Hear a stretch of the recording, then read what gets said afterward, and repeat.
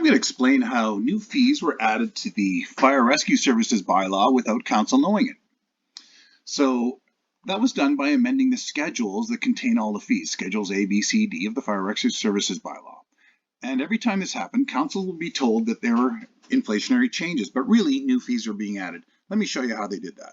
So first they told council in this document it was inflationary increases for providing services, nothing about a new charge.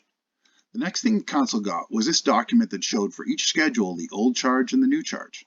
So again, very reasonable. And I'm going to scroll down to here because there's a lot of changes in this section. So see for low hazard fireworks, 127 to 130, and also the overtime charges there.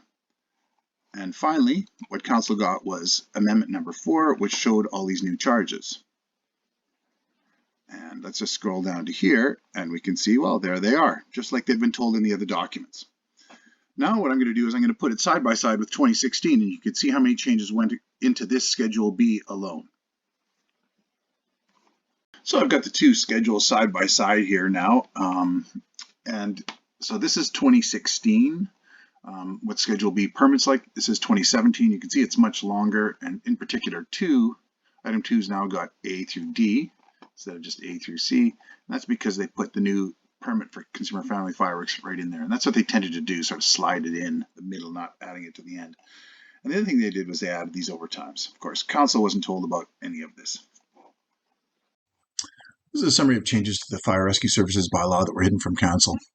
The exemption from nonprofits were removed. That was the first thing that happened. 10 fees were added and 5 overtime inspections were added. No other jurisdiction in Canada had overtime charges written to their bylaws like Edmonton. Overtime charges with a minimum but no maximum have been subject to abuse and have been abused. Days of overtimes are charged for inspections aren't required or should have been completed in less than an hour.